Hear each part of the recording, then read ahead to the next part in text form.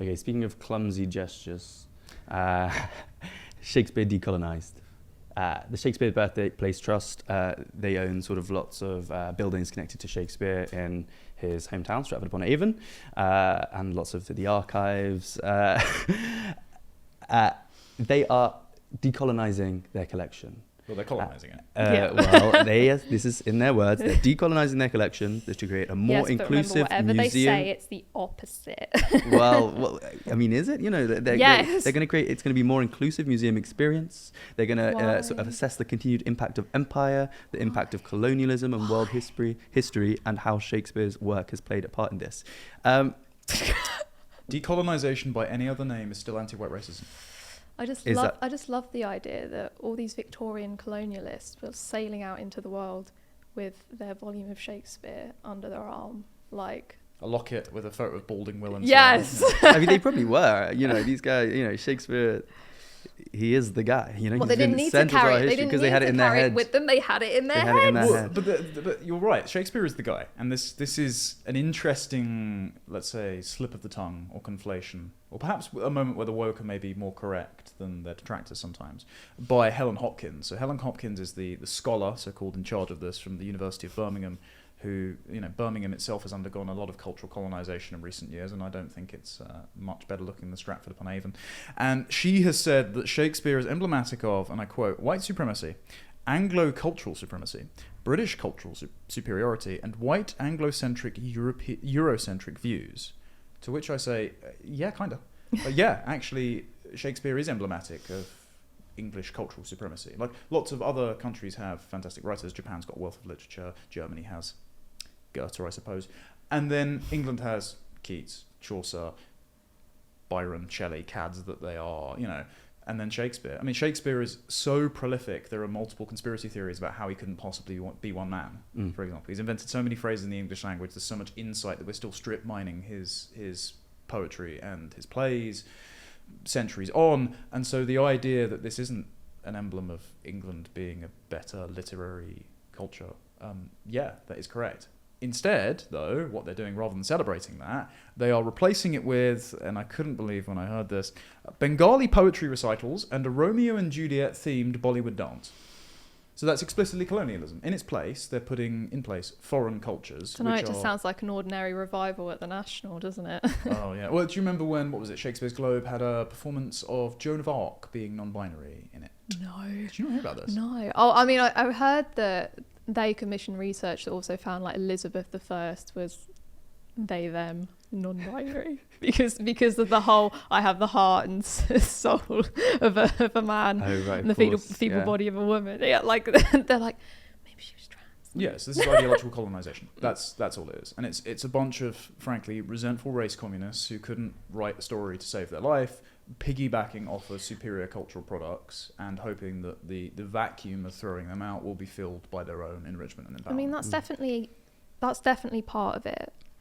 But I think there are some particularly white, European, Shakespeare scholars who, in the paradigm they find themselves in of identity politics, are desperate to save Shakespeare from the rubbish heap by claiming that he's really progressive. Like, don't you realise he was probably bisexual? Don't you realise, like, he said these like really nice things about the Jews? You know, ignore this other bit, but like trying to rationalise who he was in that time period. And like, I want to understand the mind of Shakespeare as much as anyone else. You know, both Connor and I studied English at university level. Like, for our sins. Oh my God. I want to understand the mind of Shakespeare as much as anyone else, but that can't be done through looking at how he doesn't meet our standards today.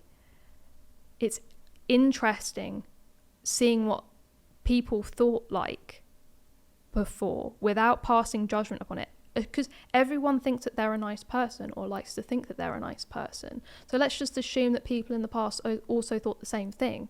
Okay, well then how do we square the things that we disagree with severely, morally, now?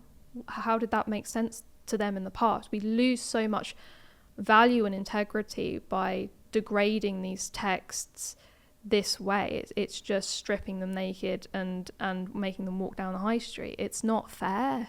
It's not fair. And I suppose the whole point, you sort of lose the universality of the art if you are trying to make it relevant by injecting sort of hot button issues of the day, injecting racism into the equation. I don't think the texts need that, to be honest. Like, the universality of Shakespeare is that because of who he is and what he wrote. You don't need to make it modern. I've seen too many people set it in, you know, the 80s or the, you know, whatever. Like, that can be interesting, you know, like previous life. I was a dramaturge, you know, like passionate about understanding texts in new ways by applying it to new lenses. But when done wrong, it completely flattens the text and you get nothing from it other than the message that the director and the actors want to give you.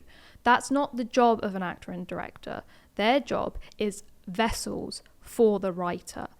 And the arts in general have lost sight of that at the moment. I mean, like, the one note I made on this story in this book was, you don't need to relate to everything. Not everything is about you. So many things are self-inserts at the moment. So, exactly. So if you come across a Shakespeare play or a scene within a Shakespeare play and you think, I don't really understand that, fine. Move on. You don't have to write a book about how you've been sort of spiritually wounded by the ghost of Shakespeare because your ancestors blah blah blah blah blah blah blah. Can I actually contend that it's not universal?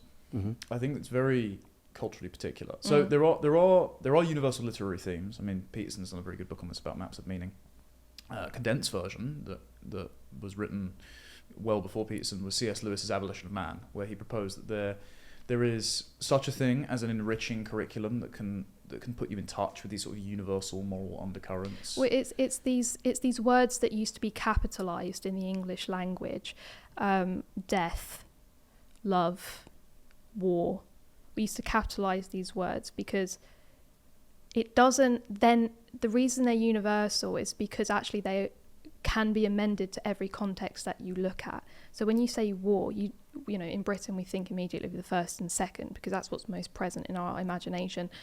And we have had until recently people living among us who were there. Same with Shakespeare. They reference all sorts of wars that happened only 30 years before in these plays, some of whom the audience would have been there.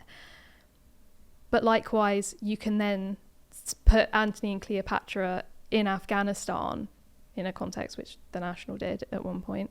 And if you simply say capital W war, anyone who's had that particular experience of being an Afghan from either side can relate to Shakespeare. That's where the universality comes from, is actually the particularity, these capital letter words that as you say are the more universal aspects. But when it comes to the voice of Shakespeare, it's uniquely English in its rhythm. You know, iambic pentameter, which is, you know, a substantial percentage of his work is written in, is the heartbeat. That's something. Every culture has its own patterns, and the fact that English is the heartbeat is just something else, you know.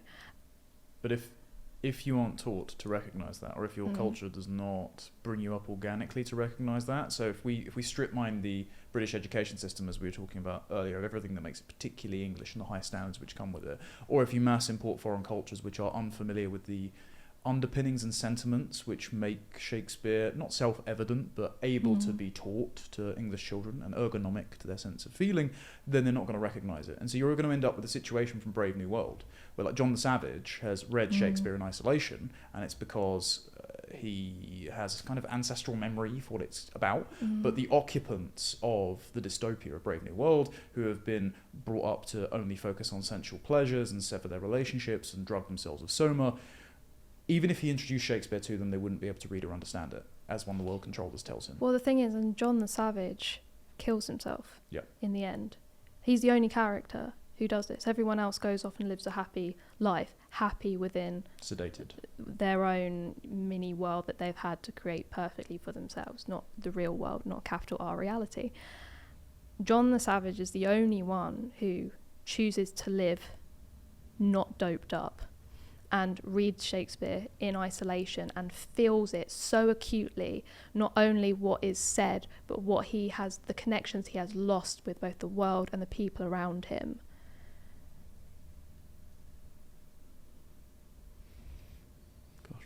Gosh. Well, the idea that woke is over has obviously not filtered to the majority of our institutions.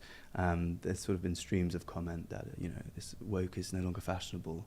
That's clearly not the case. In America, it's not. In America, it's not. We're still like 5 years behind at least. So do you think it's just a trend thing? Do you think it's first in, last out. So the first people to fall to the contagion are the academics, and the last people to leave it alone will be the academics. Okay, interesting. Okay, so, and all of these sort of historians who are employed. The businesses were the last to pick it up, right? They all suddenly started doing it when BLM happened because they realised they could make a quick buck by rebranding everything BLM. But they've already started shedding their diversity, equity and inclusion departments because it loses them money. There's no money flowing into ESG capital funds anymore. No, exactly. So businesses were first to adopt, first to lose it. And academics, this is where these ideas originate from, is the academics. They're true believers. I don't know about that, but they certainly talk themselves into a framework where everything makes perfect sense. And that's a very satisfying and safe place to be. And people relinquish their safety much slower than over anything else.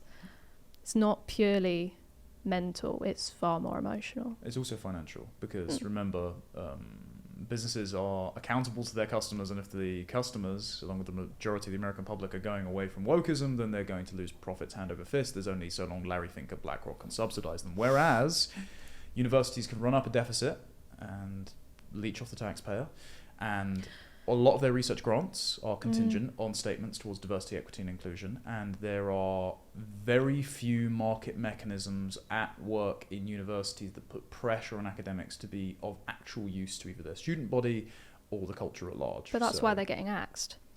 Some of them are.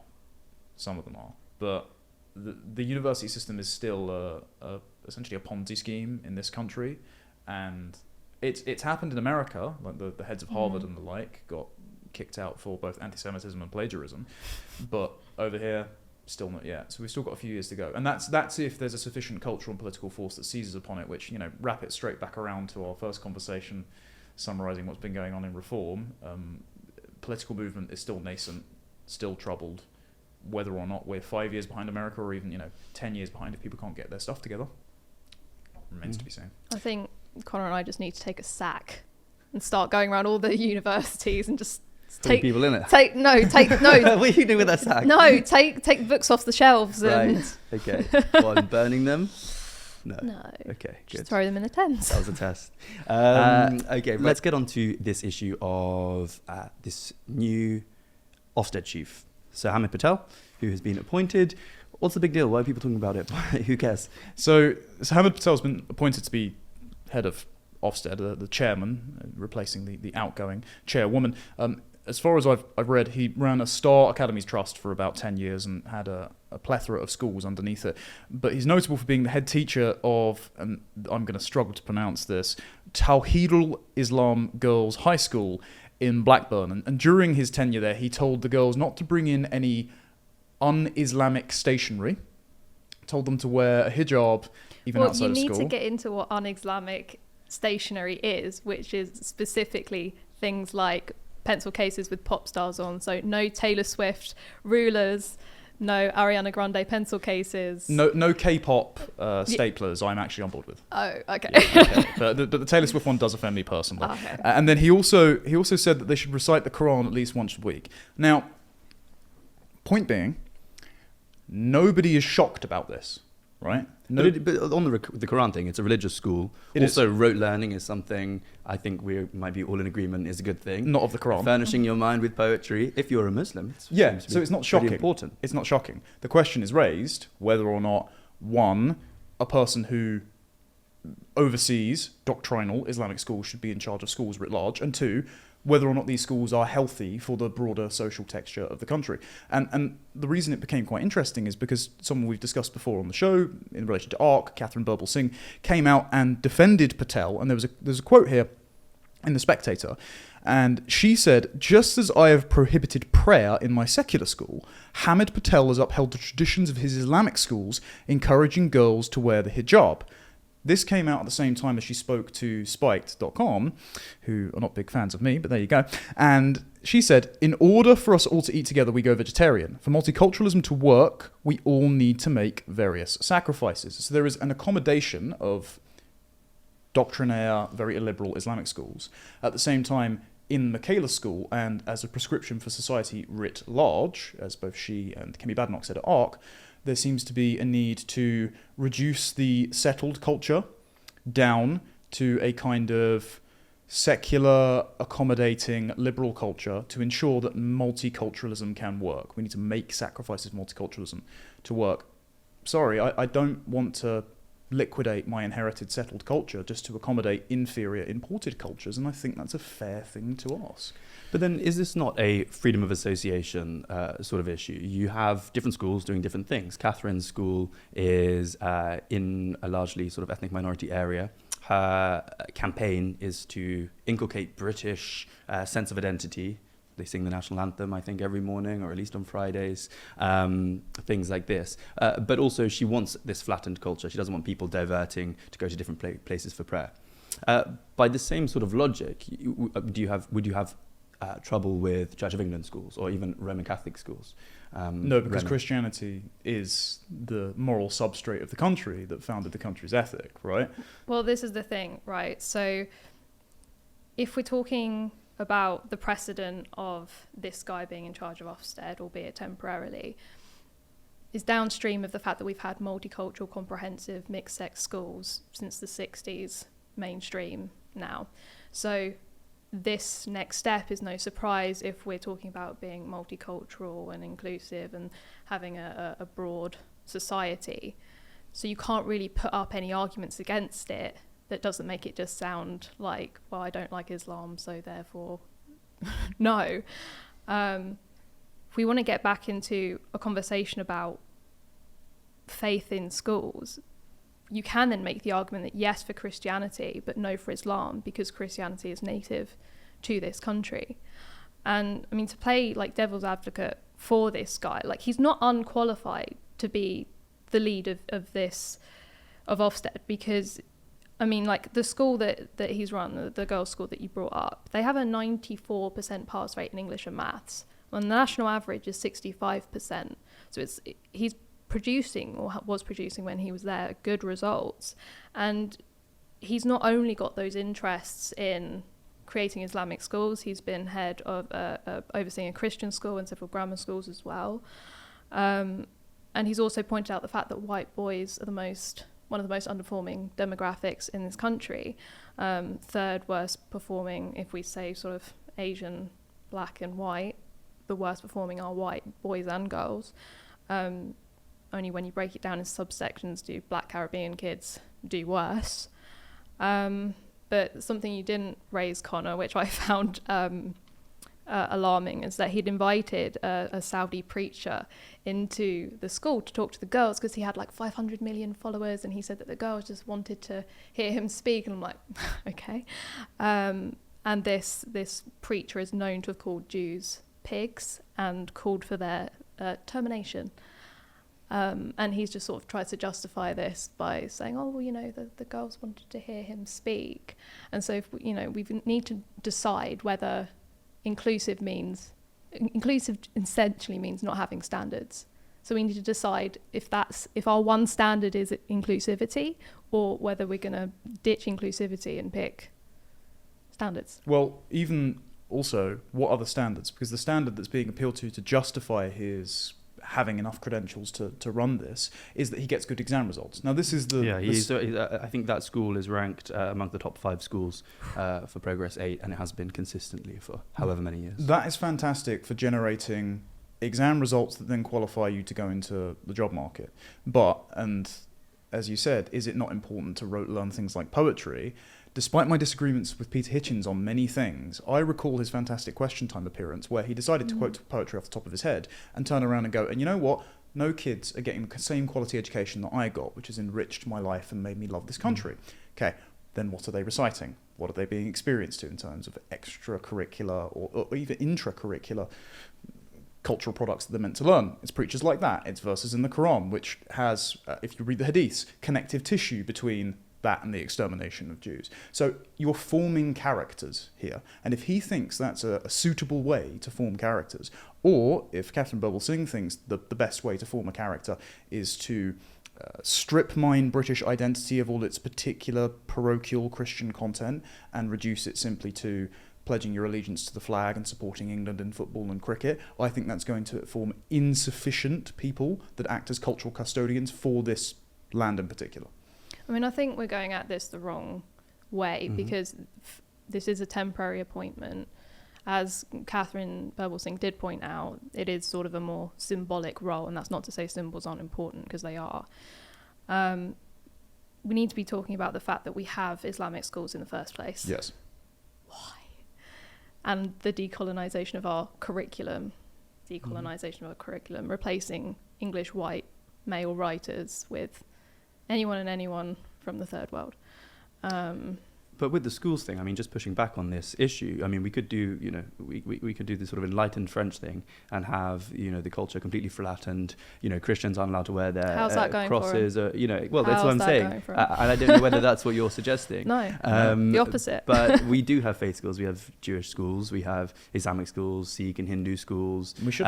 We have academies. We have more of them. So we should just have Christian schools. Anglican schools, I mean, you know, Catholic emancipation, you know, some people are still slightly salty about that. Catholicism actually predates Anglicanism, so we can have that. But that and Fraser Nelson. It's not English. It is. No foreign princes. No. It is. No. Anyway, Fraser Nelson appealed to the standard actually when he was arguing with Sam Bidwell back when the grooming gangs ignited, and he said, "Look, importing Muslims and having Muslim schools is basically the same as Catholics and Protestants duking it out in the 17th century. That was an intranational, intracultural discussion, and so deliberating between which denominations of Christianity can have schools in this country is an intranational project. It's not importing foreign ideologies and demanding the settled peoples. It's not just that. It went badly for us. It was bad enough already. We had civil war over it. Yeah, we had civil war over it. We had refugees from France and Denmark in this country. With, you know, all the different sects. People got killed over it. You know, it's we had to set up America just to. Oh, exactly right. We had to send the Puritans somewhere else. Yeah, so it's difficult enough as is. Yeah. Whereas I am very much of the belief. Much like the Israelis do, frankly, that no, we are an explicitly Christian nation, we are an English people, and we can accommodate the people in this country that want to live by our laws, our customs, that love this country and would like to marry into the tribe, if they would like to practice a faith or set of cultural principles that did not establish what I think is the greatest culture and civilization on the planet. There's plenty of other countries to live in to choose from. And I think the Jews do that in Israel with great effect, and so they've been able to keep their culture predominantly homogenous and pass the faith down generations. Why don't we just copy them? Okay. Yeah, I mean, I think until very recently, you know, morning prayer or, you know, prayer was mandated in all schools across the country by statute. I don't know whether that's technically still the case, but it's just a law that slept. I think we'll sort of wrap up there, but I do wonder if you would apply that same standard to Jewish schools as well. I think you would have to be consistent. Okay, cool.